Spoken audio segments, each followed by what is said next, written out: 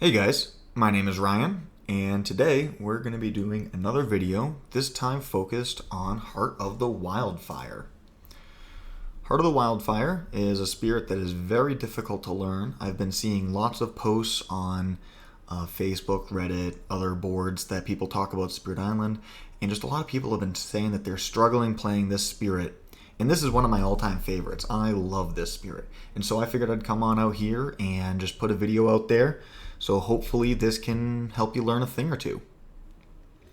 So Heart's got a lot of stuff going on. But what I want to draw your attention to first and foremost, and this is really the part of the spirit that really confuses everyone, is the special rule. So after you add or move presence after setup in the land that it goes to, for each fire showing on your presence tracks, deal 1 damage. If 2 or more are showing on your presence track, add a blight. Push all beasts and any number of Dahan. Okay. Presence added due to spirit effects does not destroy your presence, and this includes cascades. So the cascades part is very important when we get into the later stages of the game, so more on that later.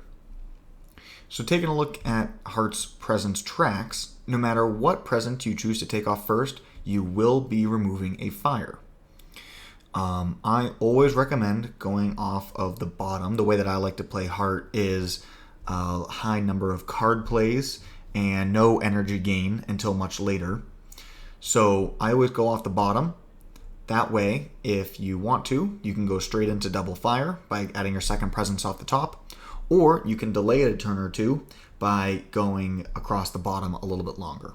Once you've committed to adding that second fire coming off your presence tracks, you will be adding a blight every single turn except turns in which you reclaim. So that's obviously an incredibly high risk playstyle. However, right, the special rule adds tons of damage, right? Being able to, you add a blight, but you get to destroy a town every single turn in the growth phase, if not better. That's incredible. And Heart's really the only spirit that can deal damage during the spirit phase. One of the things that Starlight has available to him is 2 damage. However, Heart does it every game very reliably, very consistently, and it's core to Heart of the Wildfire's play style. Thinking about where we place our presence is going to be one of our biggest, thinking moments of the game. Everything we do will be planned out. And if you make a planning mistake, then everything can fall apart really quickly. So, taking a look at the growth options, as I referenced earlier, there is a reclaim, which does not add presence. And then you have 2 other presence adding growth options. One of them gives you a card, and one of them gives you energy. Because you're likely going to be gaining 4 energy at a time with growth number 3, I don't think it's really important to go across the top track. Adding a presence from the top track beyond the fire will give us a tiny amount of energy gain, but we can do that several times over just by using growth 3 once. So in my mind, it's really not that important. And if you're the type of person who likes to go for majors, having the ability to just add 4 energy off a growth option, I still think is better than trying to gain 1, maybe 2 energy a turn. It's not that important. The only incentive to going across the top track is to pick up the fire plant presence marker. So having that extra plant in addition to the fire is incredible because, as we'll see soon, those are your 2 most important elements as opposed to everything else that has fire. So the big limitation with the spirit is that you're not going to get consistent energy every single turn, and you don't deal damage whenever you reclaim. So you want to use growth 2 and gain as many cards as you possibly can to delay your reclaim longer and longer and longer. But since we're going to have 0 energy gain turn over turn, the types of cards that we're looking for is actually pretty narrow. We're looking for 0 cost cards with our elements, and that's not necessarily a guarantee. So a certain amount of flexibility is required too. So let's take a look at our innates. So the left innate, Firestorm, is your damage dealing innate. In a land at range 0 with blight, you can deal damage based on how much fire you have. If you have 1 plant, then it's a 1-to-2 ratio. But if you have 3 plants, it's a 1-to-1 ratio. And that's a huge damage spike. In fact, if you have 3 card plays and in your hand you have, let's say you have 3 cards with a plant and no fire, and then you have 3 cards with a fire and no plant, and whatever, you're gonna be given a plant somehow. You actually will be dealing more damage by playing the 3 plant cards with no fire. Because if you have 2 fires on your presence track exposed, those 3 plants will give you 100% damage conversion, so you deal 2 damage. Now, with your 3 fires, and you get a plant from something, you'll have 5 fires, and so that'll also turn into 2 damage. So you're even if you go all in on fire, but as you do if you're all in on plant. But as we'll see, we have so much fire available to us on our presence tracks that plant is going to be the element that we really care about the most when we're picking cards. Now, the bottom 2 parts of Firestorm, the 4 fire, 2 wind, and then the 7 fire, those are a lot less common, and really those only matter when it comes down to late game. So 4 fire, 2 wind just let you split up the damage as you so choose among legal targets, and this really doesn't ever get used, at least not until you have a good hold of the game, you have presence and blight everywhere, and then you can take some damage and kill off and explore in 3 different lands that happen to explore into you.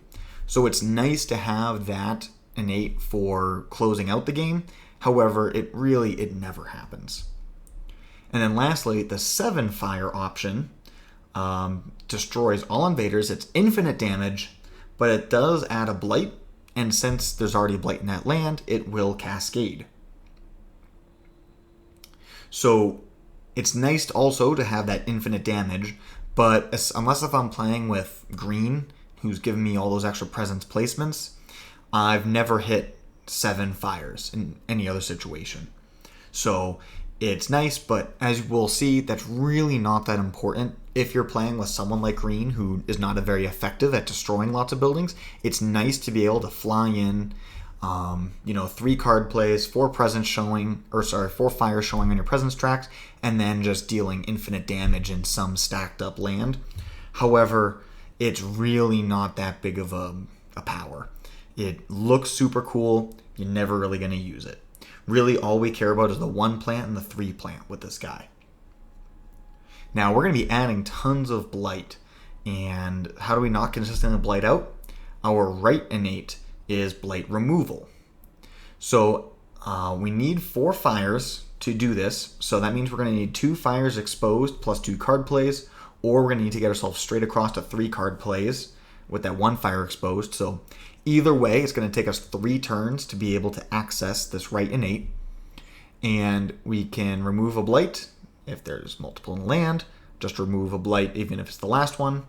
And if we have a ton of elements, which once again is very difficult to reach, then we get to remove a 2nd blight from a land.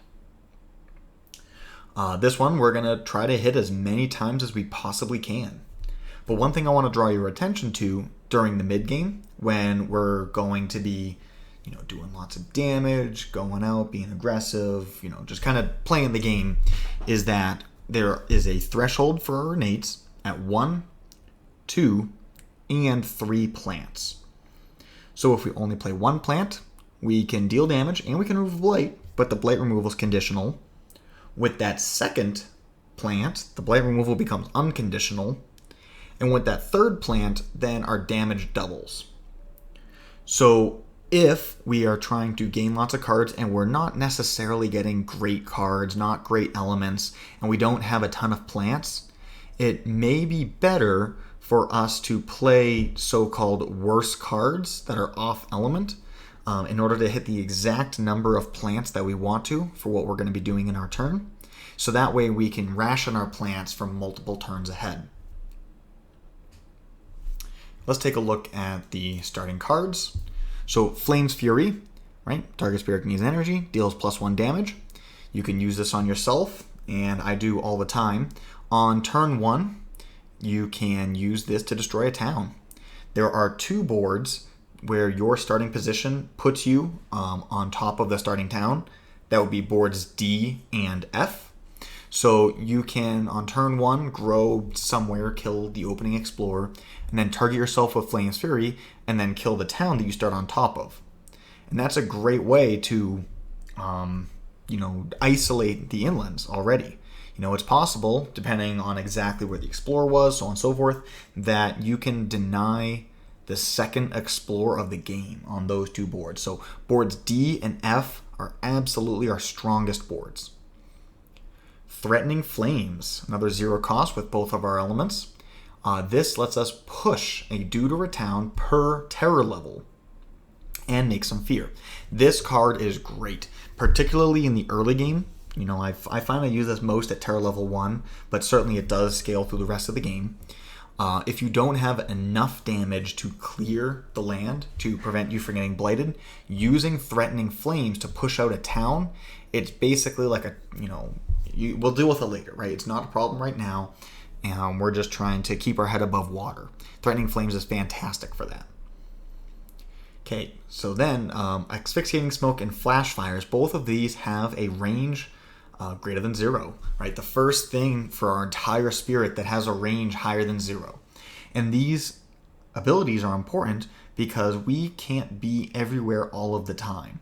And so we need to carefully and intelligently use our abilities that have range. So Asphyxiating Smoke destroys a town, and this is great in the early game if we can solve one land that's being explored, but we don't necessarily have to go to the other land with our presence. We can just destroy the town at range. And then Flash Fires is simply 1 damage. Now, that's pretty terrible for 2 energy, so I generally only play this card with Flame's Fury.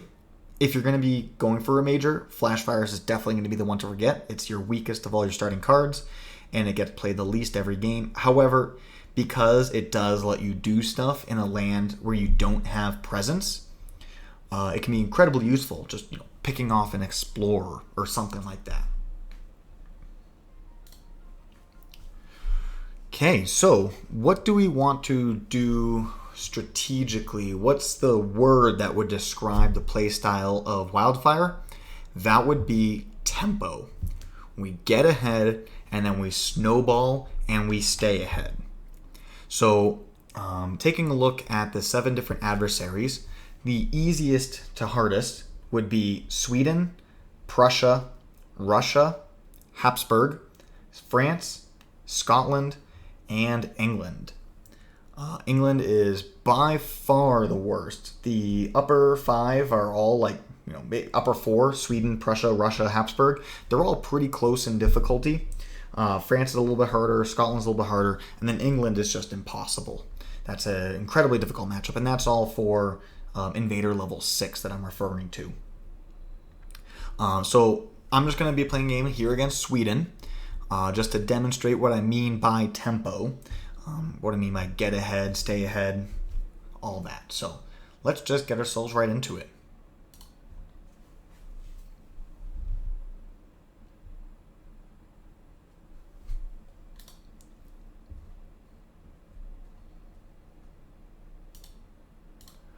Okay, so we have ourselves a pretty easy opening. Since the Explorer went into 2 lands that did not have an existing building, our very first presence placement of the game will just solve the land. Right? So we can just fly over to the Explorer over here, and since we don't need to play one of our multi-energy costing abilities, we can just gain a power card. We need to gain as many cards as we possibly can. Also, I guess you need that, for range reasons. Great, so let's take a look at our abilities. Steam Vents, Fire in the Sky, Twilight Fog, Ring Madness, and Gift of Constancy. With this spirit, we really want to have good elements, so immediately I'm only looking at Fire in the Sky and Steam Vents. Unfortunately, neither of them have a a grass. So they both have a wind. And Steam Vents does have an earth, which is relevant for this top level Burn the Land Grows. However, that's our very, very unlikely. It's very, very unlikely for us to ever reach this point, and we really don't need to either. I've never done it in a solo game, and I've played this guy 100 times probably. So that earth doesn't really tip it in our favor, and so this triple earth really isn't a thing. It's a range 0 ability. We're already dominant at range 0, whereas Fire in the Sky is a range 1 ability, and being able to do things without having a presence there is really important to me. So Fire in the Sky is the pick. And then we'll add our guy down here. I'm going to leave the Dahan here because we're playing against Sweden, and so I want to protect us against the stage 2 escalation. So I'm just going to leave the Dahan in place. Now, as far as what to play, we don't actually have to play anything. The only reason I'll play a card is to get a grass so I can kill it, but next turn I could just play either one of these cards, and Flame's Fury could, kill the town, and Threatening Flames could push the town away. So I don't feel like I need to do anything whatsoever. We're just going to sit on our hands.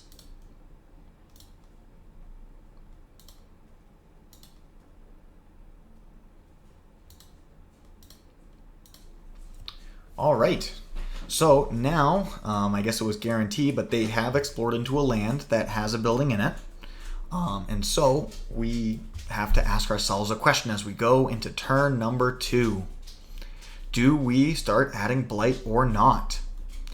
If we were to not add blight, right, we could, go for 2 card plays. What would we play? Well, we know that we're going to be playing one of these 2 cards in order to deal with this town, right? So that's guaranteed. And the other card that we play, maybe we would play something like Asphyxiating Smoke and then use it to destroy this town here. Okay?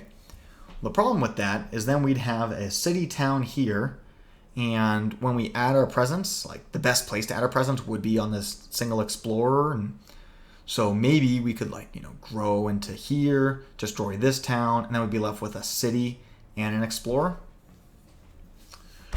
If we were to do that, actually as I say that out loud, that doesn't sound so bad. If we were to do that, then, so we'd have a city explorer, and then we'd pretty much have to add a blight that next turn, which is fine, right? Put 2 damage on the city, 1 more damage would clean up the land. That's not bad. That's not bad.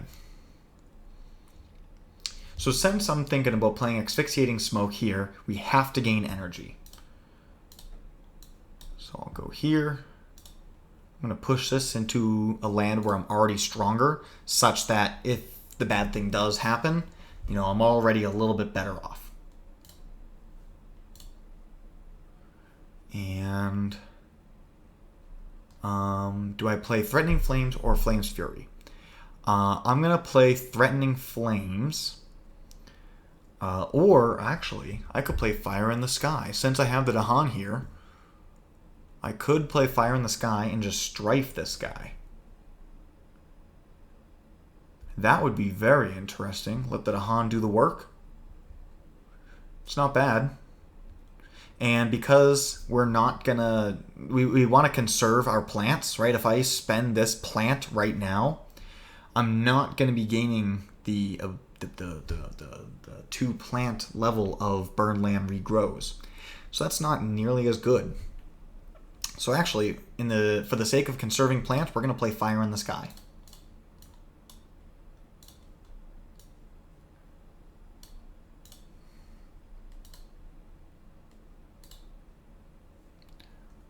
What's this say? In a single land with the most things push... Oh, well, all of our problems got solved for us.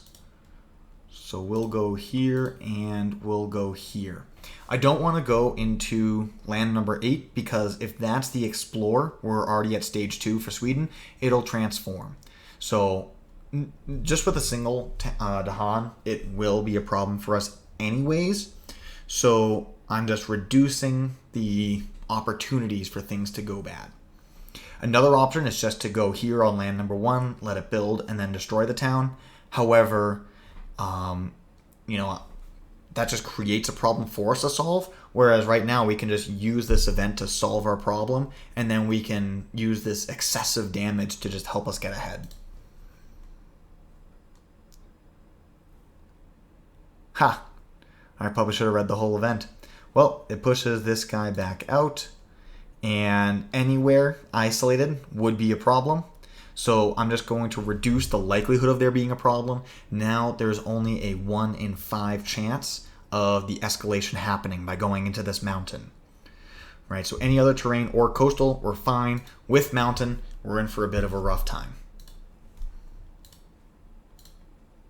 And there it is. Well, we can still stick to the game plan, destroy this town, and then we can save this to Han by just pushing it up with the rest of the guys. We don't care about the Han, we don't have defense anyways. All we really care about is not getting beat up by the Sweden escalation. So now, our backs is, this is going to be pretty tricky, right? So we have to start blighting, right? Without blight, we're not going to be able to do extra damage, and it's just going to be a bad time. So we're going to be on 2 card plays. I actually could just play these 2 Flames Fury and Threatening Flames right here, and then I don't need to worry about energy. So I'm going to do that, right? The more cards that we gain, the better off we are. If we pick up a card with great elements, then we can still work with it. So with Dark and Tangled Woods, that's the only one that has a plant, right? We'd be burning all our plants here. So if we do that, right, so what would we be doing? We would be doing 2 damage here, kill a town. Flames Fury on ourselves plus Threatening Flames. We'd have 4 fires. So that means we'd be doing 3 damage. That would completely clear land number 7. Okay, because of the disease, this isn't going to get worse next turn, so it's better to stay here on land number 7. So then we could play Flash Fires plus Dark and Tangled Woods. So we would grow in, deal 2 damage to the city.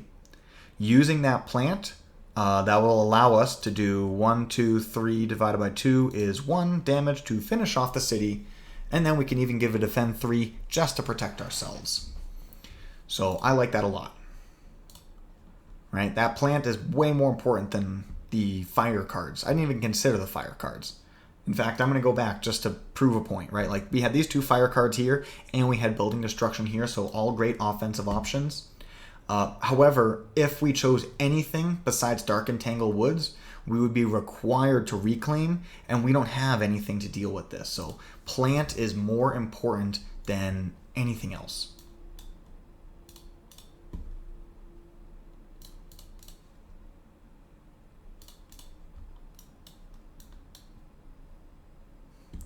And then Threatening Flames allows us to do a little push. So we're just going to push this town into here, right? These lands are ravaging, and this is going to be building. Of course, we can't go in lands with our presence, but, we don't want to go into the wetlands, because by going this way, we actually isolate this wetlands and this jungle. So we're just making our problems smaller and smaller and smaller. We already have a plan next turn to wipe out land number 2. So all of a sudden, just in the fast phase of next turn, there's only 1 land left with buildings. Puts us in a very strong position.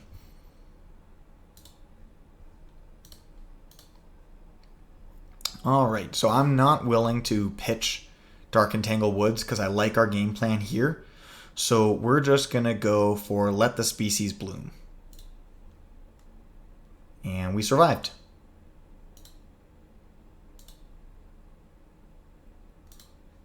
Push an Explorer into a land with more buildings than where it came from. Sure. We can... no, I'm going to undo that. So I'm actually going to push from the mountain into the jungle because we have a plan to do 3 damage and kill the town, and that will leave just an Explorer. Let's just say the next Explorer were to come out as a coastal. That would have 2 Explorers left in the land, and it would be a problem that we'd have to deal with. But if we push this Explorer out, and then the next card is coastal, we don't have to deal with it, right? There's only 1 single Explorer. So, not a big deal.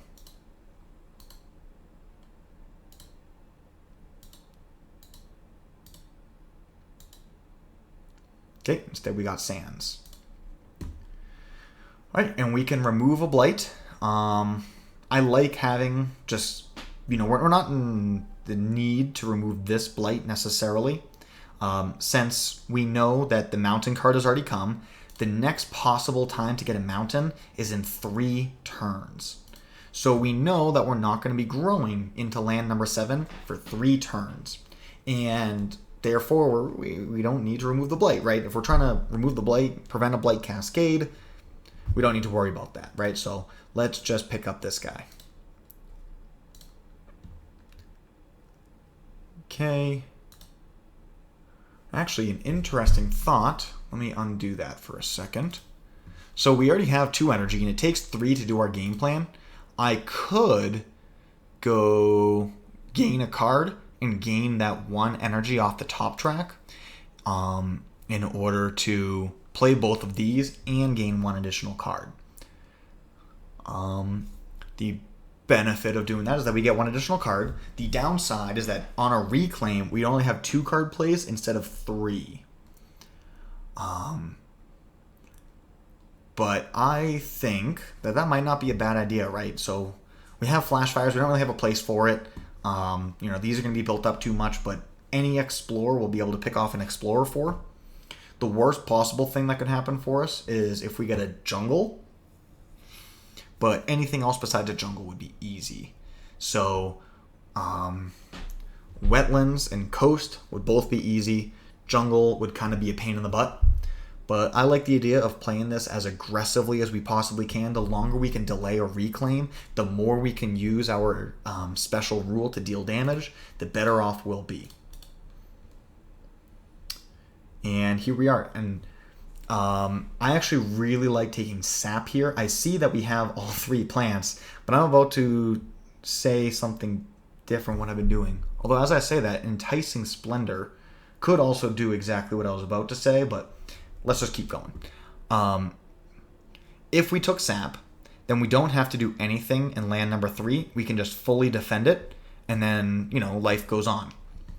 With Enticing Splendor, actually, sorry, it does not do it. I thought that was the push one. That's the gather one. That's not nearly as exciting. Razor Sharp Undergrowth would allow us to kill the Explorer and a Dahan, right? But defend 2. So against that,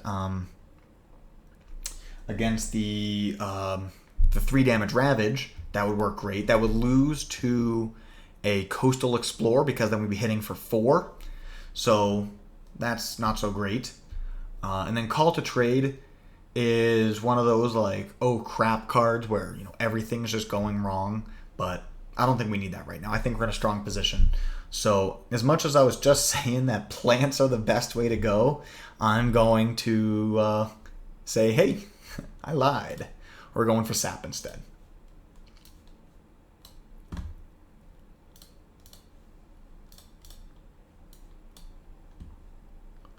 And then this is just picking up some fear. So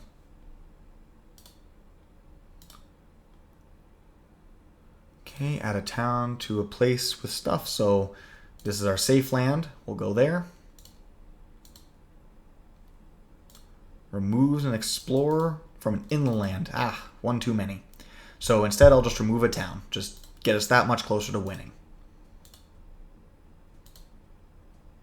And coastal land.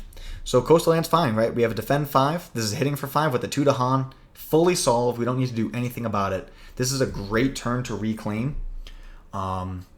Since we already have a blight here, like we can already do stuff in this land. So I'm just going to flash fires here on this wetland. And we're not really going to have any troubles whatsoever.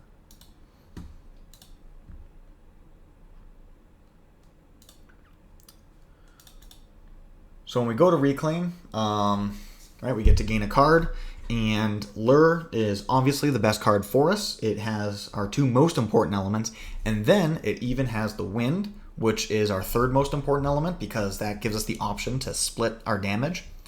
So that one's the obvious take. However, all of these cards are actually viable. One of the cute things about Reach and Grasp is that technically your abilities are range 0 in a land with Blight. So if you make that a range 2 in a land with Blight, let's just say there was a blight in this jungle for whatever reason, I could play Reaching Grasp and then, a bunch of other cards and then do a bunch of damage here in land number 4. So I could actually win the game without actually having to grow into it. It's kind of cute. It's completely off element, so it's not great, but it's better than nothing. Call to Migrate, being able to move around Dahan can always be useful. We do also move a lot of Dahan with our special rule. So if you're playing with a teammate who could make use of Dahan, Call to Migrate would be great. It has a primary element and a tertiary element. But otherwise it doesn't do a heck of a lot. Right, the land rejection, it's just nice being able to, stop this build or something. It's just kind of like a general utility card. Dahan movement isn't insane for us, but all of these cards are pickable if the other cards were not so great. It just so happens that Lure is insane, so that's the way we're going to go. So now, because we're restricted to only 2 card plays, we get ourselves into that snafu I was talking about earlier. Where right now we're not dealing any damage. So if I were to play someone like Flame's Fury, right, I'm all out of card plays. I'm only dealing 2 damage. That doesn't solve this land. And so this is a situation where Threatening Flames is going to bail us out. We're at Terror level 2, so Threatening Flames will do all the work by itself. But even if we were Terror level 1, we could push out the town, kill an Explorer with our 1 damage, and then, survive to the next turn. But since we are at Terror level 2, we can push everything out of land number 5 and kill off land number 2. We'll have a completely clear coast, and we'll just be cruising. Everything will get pushed into land number 4, and so next turn, we're probably just going to win the game, because we're going to grow into it. 3 card plays like Flame's Fury, Lure of the Unknown, probably like an Asphyxiating Smoke. Right, so we have 3 plants, 5, 6 damage. Basically just kill everything. It'll be a good time.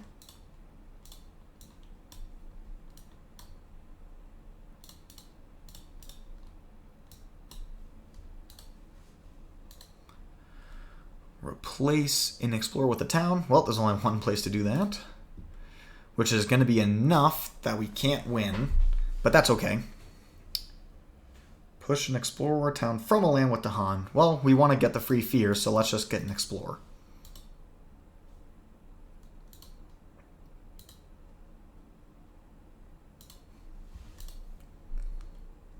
Okay, we have 1 land to deal with, and we have 2 turns to do it, right? So we can grow in, hit a bunch of stuff, reclaim, play all the same cards again, and that will be the game. So, I hope we saw what I meant by tempo, where we were able to be really aggressive up front and then just pick a few things off, and then the invaders just could not explore fast enough. We're killing things so much faster than the explorers can do. We just won in, not too many turns. 1, 2, 3, 4, 5, 6 turns, right? The game's already won, right? There's no possible explorer that could hurt us here. So we're just gonna cruise our way through the end. And just for kicks, let's pick up a major. Blazing Renewal. Very fun one. We don't have any destroyed presence, but it's got all of our elements. We can always hit the threshold. So if we ever did have, flip the Blight card with the sacrifice presence, Blazing Renewal is amazing for us.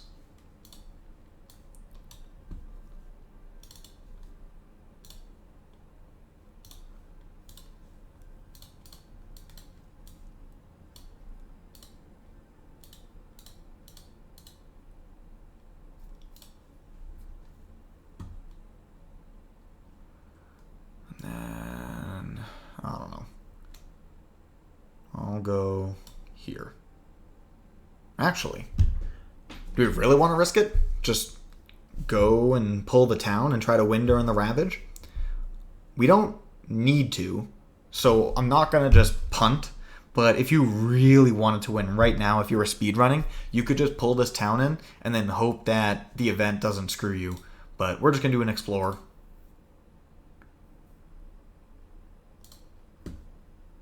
Okay, and we're just going to forget this card, or I guess we can just do a discard.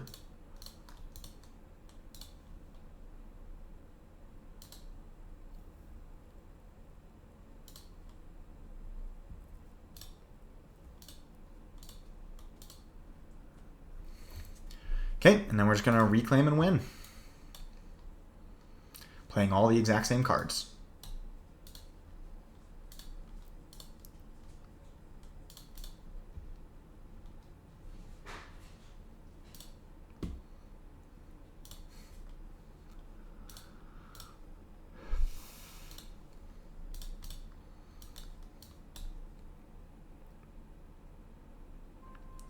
One little explorer left. Otherwise, we have a completely clean island for a Terror level 2 victory.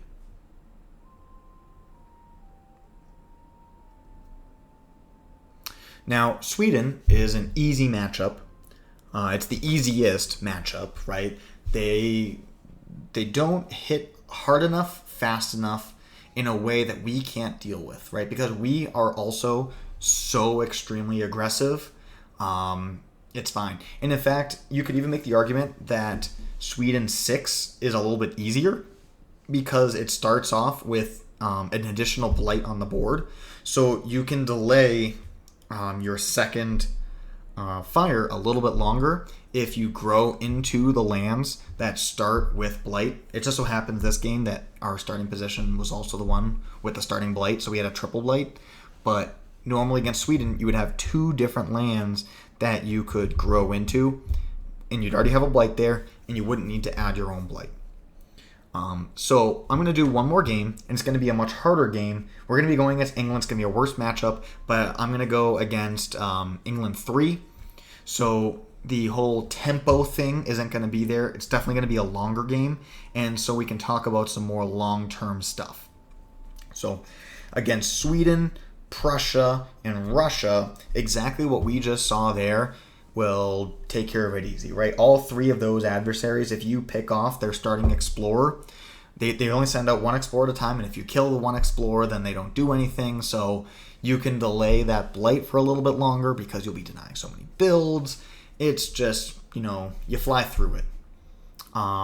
If you really want to get a free level 6 win, go against Russia 6 on board F and have their opening explorer be the jungle. You can isolate the entire inland on turn 1. But we're going to be playing as England, a much harder matchup. And so this will demonstrate some of the more long-term thinking, and it's going to demonstrate thinking about blight removal and some of those more challenging things.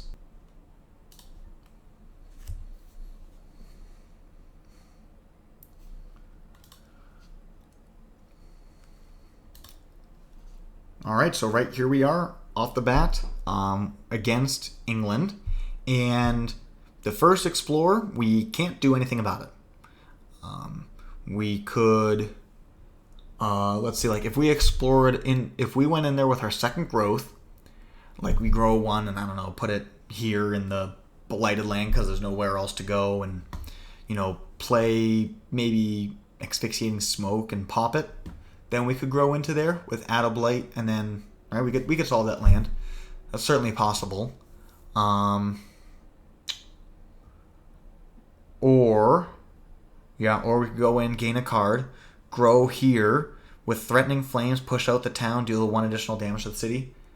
Those are both possible options. However, I guess it's worth noting that this land here, because of this town and this city, will build even if we take care of that explorer. So I don't think we can really do anything about this land number 2. And so since we want to scale and set ourselves up for a long game, gain lots of cards, right, set ourselves up effectively, we're just going to have to let that one go right off the bat. We can't do anything about it. Okay. And here we're presented with 2 plants, a nothing, and a fire. So call to trade is obviously bad because we lose when they build too much. So giving them extra build steps is just not the way to win. So that really leaves us down to Tormenting Rotflies and Call to Ferocity. Tormenting Rotflies has a plant but no fire, and Call to Ferocity has a fire but no plant. The only thing that Call to Ferocity has going in its favor is the fact that it costs 0. Besides that, everything else is better for tormenting rotflies. The disease is great against England. Just straight up fear is always nice, when you kind of get yourself in a position where you want to just push for a victory. I think this card will just be better in the long term. Okay, we'll just go here. Yep. Put all that stuff together.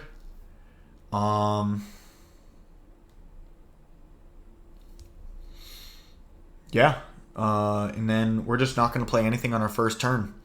Because on our second turn, we'll just probably play like a Threatening Flames, push the town that's built out, and we'll just go from there.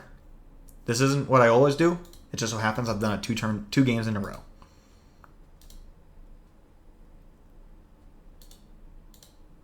Okay.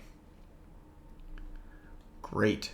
So if I push this town out, and I kill this explorer and growth, then this land will only have one adjacent building and will not build.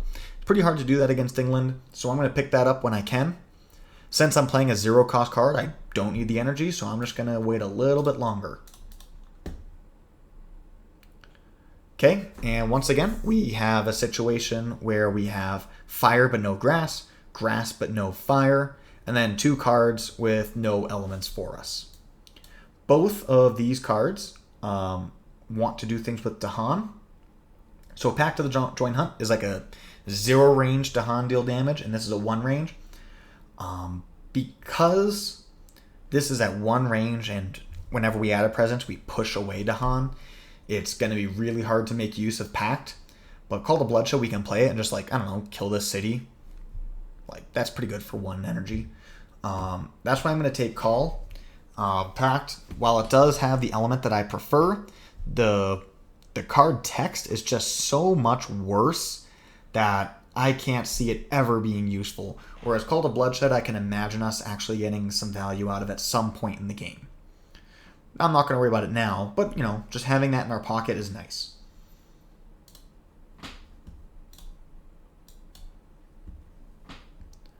Okay, now Threatening Flames will just, solve this. It'll give us the ability to just kill that. So we don't need to play a second card, even though we could. So I'm going to hold on to the Slane's Fury for a bigger turn in the future.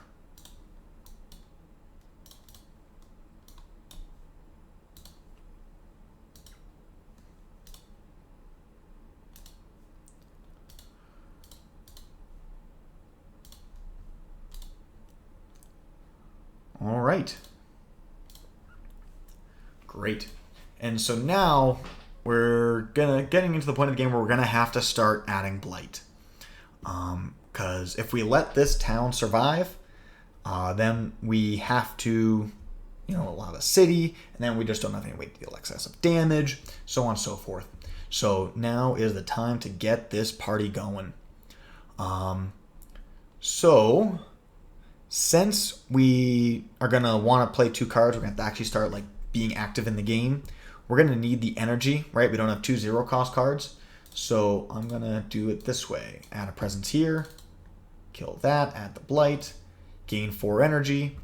And if we kill both of these, then we will isolate this land here, and we can prevent a build, which would be sweet. So is that something that we can possibly do? I would need to play, if I did this, that would give me 2 damage, and then Flash Fires would be fast, so it would kill this off. Asphyxiating Smoke that's 3 range away, so we would not be able to use it here, but we could use it, somewhere else, wherever this Explorer goes. Hopefully it's not here. Yeah, because we're going to get 1 building here. That's going to die. Only 1 adjacency. This looks like the best play.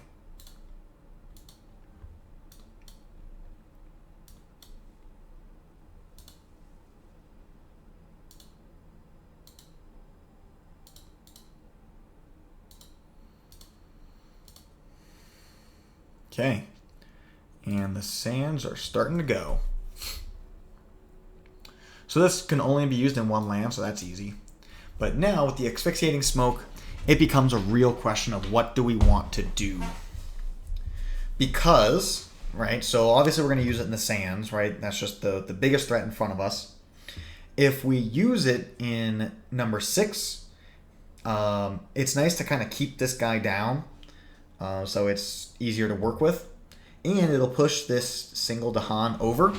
So it'll give us 5 Dahan, which is great for killing 2 buildings with Call to Bloodshed.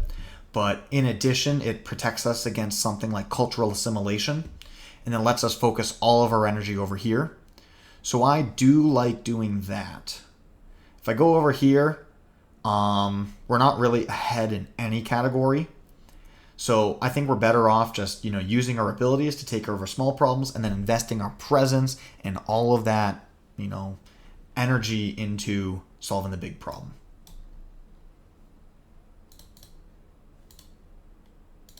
Certainly this will still be a problem, right? It's still going to build before it ravages, but 2 damage is, we could reclaim and just play like Threatening Flames and then still focus our firepower on land number 2. Now, the tricky part is that by growing into land number 2, we will blight and cascade, right? So we're going to be flipping the blight card. I can't possibly rationalize just reclaiming here, though. I mean, what are you reclaiming for? It's nothing. So we're going to have to play this aggressive, right? Just go in. We're going to get blighted out. And, just time to ride the lightning. So it's a matter of what do we play, right? If we wanted to gain a card, we'd have to either roll the dice on a 0 cost or just go for the 1 energy, right? That's less exciting. If we were to gain energy, we could play 3 cards. That would give us, let's see, there would only be 2 plants, right? So it would be 1, 2, 3, 4. Okay, divided by 2 plus 1, so that's 3. So we'd be killing off a town with our growth and a city with our innate. Then that does let us play Call to Bloodshed and, do the thing, right? Tormenting Rot Flies. We could either use it to add a disease, or we could, maybe if there's like a Wetland Explorer, it might be worthwhile to add a disease. That'd be nice. Or we could just use it to add 3 fear here. But I do like that quite a bit. So that's what I'm going to go for.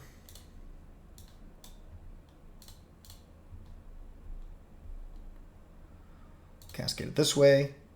Just because we're going to, blight, maybe blight cascade in the future. And because it's a 2 blight card in solo play, you're allowed to re-roll it.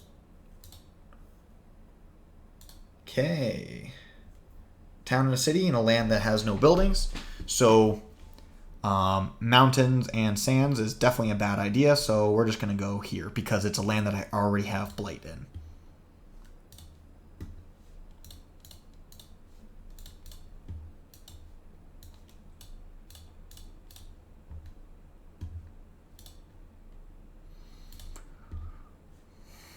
Okay.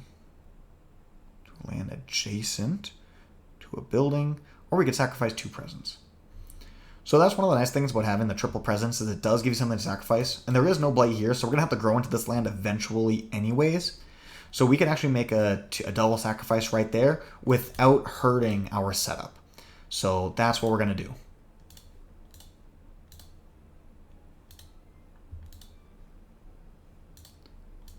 Adding a strife. Well, that's already defended, so that's taken care of.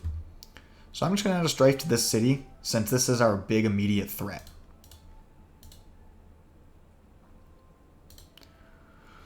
Alright, well, that's kind of starting to solve itself. So the question is, how much damage will we be doing on the reclaim, right? Because we will be reclaiming, and we will be using our firepower in this land. We know that we'll be playing Threatening Flames to push out the town that's going to build here. Probably going to use Flame Fury just because, that's a good card to play. And then probably play just any grass card. We might just play Tormenting Rotflies. So let's just say that we played those 3. We have 2 off the track, 2 there, so that's 4 damage. 5 for Flame's Fury.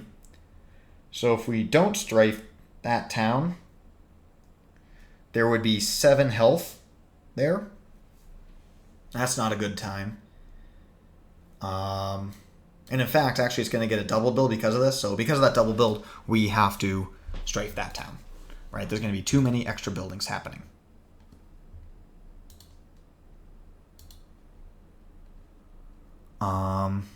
Actually, since we have the option, all right, we know we're going to hit it for what, 5? We'll go here.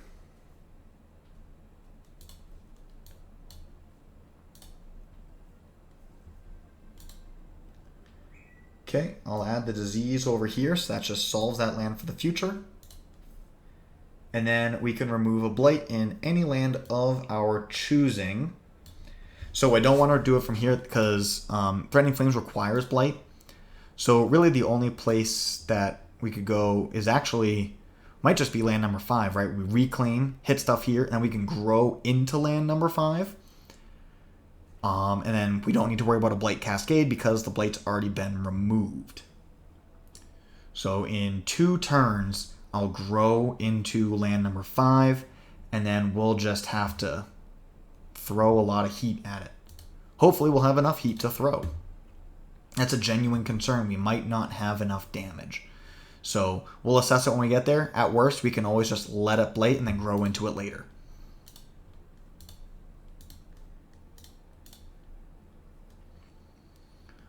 Great. So Inflame is pretty sweet. It has both fire and grass. So having those two already makes it a step above the rest of them. Having a triple animal is possible with our setup. We do have 2 more animals. Both of the options are great. Having them both together are fantastic. But let's take a look at the rest. Swarming Wasps requires land with no blight. Makes it already pretty hard to use. And the effect is pretty mediocre. Pushing Explorers does nothing against England, and then I don't want to roll a dice on beasts, especially on a card without the plant.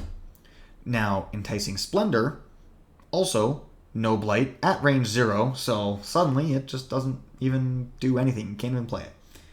And then Infested Aquifers, it does produce disease, which is very important, but only in mountains and wetlands. So we can add to these 2 lands where we have presence.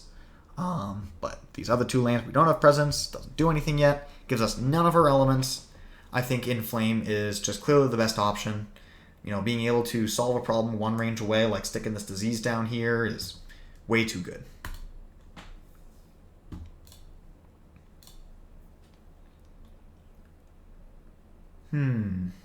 Maybe I choose to play this.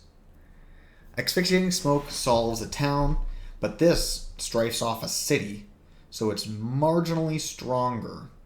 So I'm going to play that. The only tricky thing, and now we were stuck with this no matter what, is that we are short 1 grass from being able to do a full damage on this next one. But that's just the way cookie crumbles. Oh, we already are tier level 2. Okay, cool. Yeah, so I'll just go push these guys inland. Oh, fetch. Oh, yeah, that's right. We're going to use it here.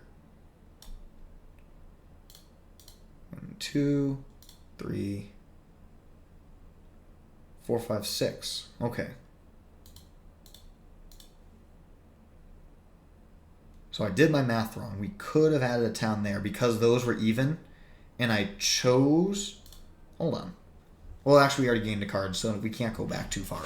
But, yeah, if I had thought about that a little bit more, we could have added 1 additional town here and then killed it all off.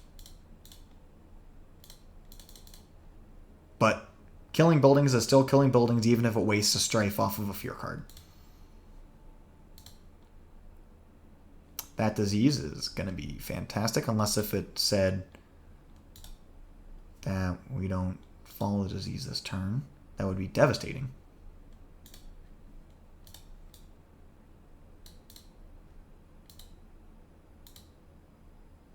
Okay, cool. I didn't actually get to see the event. It was going by too fast. All right, we can remove a blight from any land of our choosing. But first, we're going to do a strife on that city. Hopefully we can pull it off on this next turn. As far as removing a blight goes, because this is already a double presence, I really don't want to add a third presence there in the future if we were to get an explorer into that land. Because there's a town here, I kind of want to hold on to that blight. So I'm just going to remove the blight here, even though it, doesn't make that completely unblighted. It's just, picking it up, gaining value where we can. Any grass card will take. Pretty much no matter how bad it is, I just want grass. And we got some grass cards. In fact, Dark and Tangled Woods looks fantastic because it sets us up with these two different lands that have Dahan. Playing Dark and Tangled Woods, we could just reclaim and go into it. We'll solve one of those lands. So I really like that. And then for adding a presence, I normally would want us to push us towards this fire plant, but as long as the math works out. Otherwise, we'll pick up the extra fire, which will give us more damage. But if we're good on the damage, it's better to go towards the fire plant. So let's try to do math for real this time. We have to hit for 7 damage. And let's say we could have 2 come from, let's just say we go for energy, right? This is the one I want to go for. We would add 2 from the presence. Close the gap by 5. And we'd be having 1, 2, 3. So there'll still be 2 more damage would need to be dealt in order to solve this land. And none of these cards have an ability that will do it. Whereas if we go for fire, that's 3 damage. 3, 4, 5, 6, 7 damage completely solves the land, and then we can use our abilities elsewhere. So looks like we have to go for the extra fire. That's fine. Play our 3 plant cards to maximize our damage.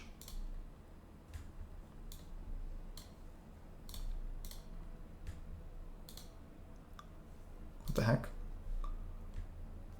Go here.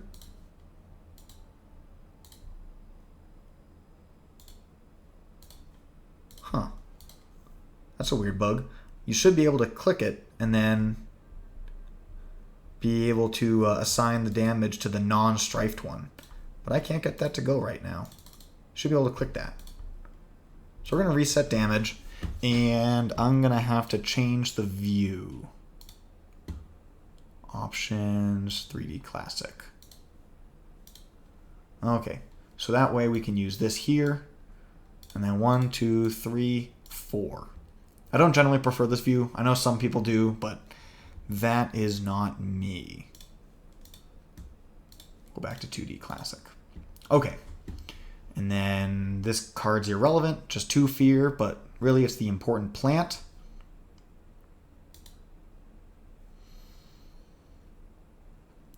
Okay, perform a build step for terrain not shown under any action. Strife to a town. Since we're going to be going into the coastal lands next, we'll just, protect ourselves. Push things from an inland land. Let's get this guy moved in towards our presence, right, where we're already stronger.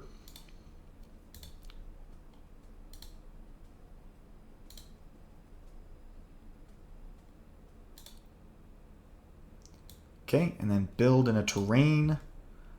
Sands is a problem. Jungle, kind of a problem. Right, we're going to be using our defense here because that's where they're going to be going next. So let's just build in these wetlands. Okay.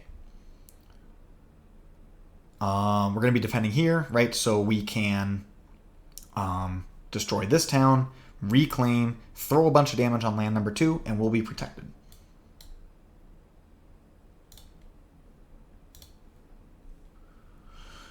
Okay, and then here we could either gain 3 fear or we can add a disease. And against England, really, the only way that you can win is through a fear victory. It's just too freaking hard to destroy all of the buildings. And so, we could actually push to a terror level 3 pretty quick if we just go for fear here. We're only 2 fear away from terror level 3. Great. And then we can remove a blight. Since they're going to be building here, we could do that. But since we know that we're probably just going to grow into it to take care of that town, right? If we deal with this, just we defend this, destroy these buildings, then we can prevent this build from happening, and then we can just grow into this land. And then we can protect ourselves from a blight cascade if we remove that blight. Sweet. Let's reclaim. And, well, there's Gift of Power, which is always a great card for us, right? It has the plant element, but then also gives us free minor powers. If we take Gift, we might not reclaim for the rest of the game because it gives us, just that one extra minor power does so much for us. Land of Haunts and Embers. I don't like any card that adds Blight when I'm playing as Wildfire, since you already burn up or create so much Blight on your own. And you can only remove Blight at range 0, unless if you pick up some other card. I don't like cards that add it. So even though it has 2 of our elements, I don't like it. Uncanny Melting is Blight removal, and Blight removal's normally fantastic, but we're doing a great job with Blight. And this is, I think it's like the only Blight card that doesn't come with Plant, so it's the weakest of all of them. But thankfully, we are doing great on Blight, and we don't need this guy right now. And then Root Biters does literally nothing for us.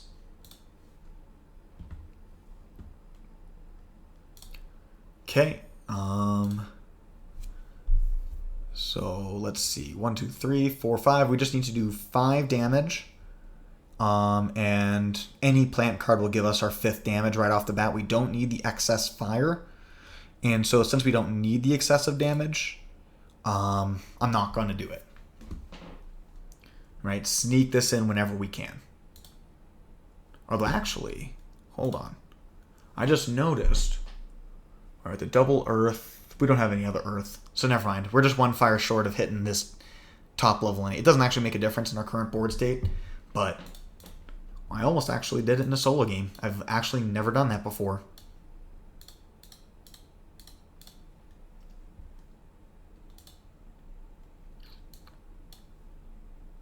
Only 1 city on the board right now.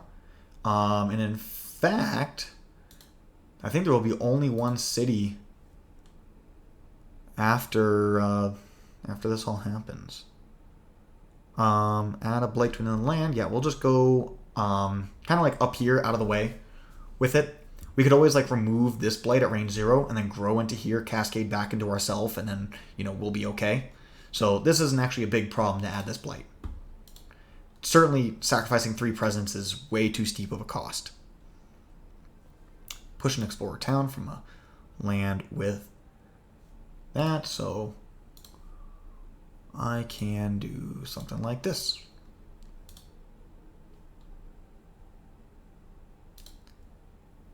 Explorer town from an inland land. Great, let's get rid of that town. It's not in our range of influence, so make it easy on ourselves. We want everything to ravage. All our ravages are great for us.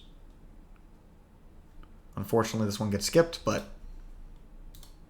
it be like that sometimes. All right. We are closing in on the endgame. Voracious Growth is a card I always love to take. It has our plant and its blight removal at range 1.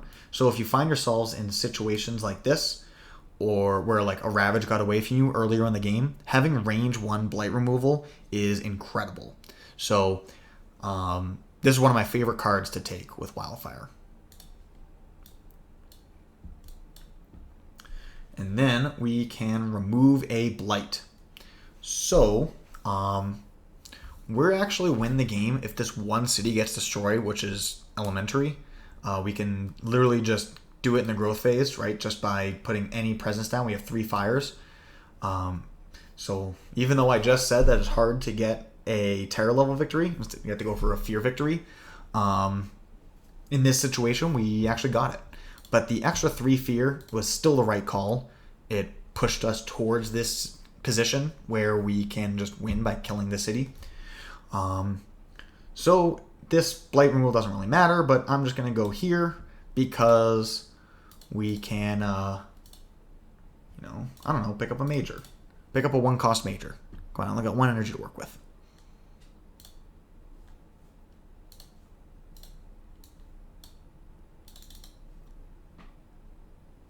Great, and no cities on the island.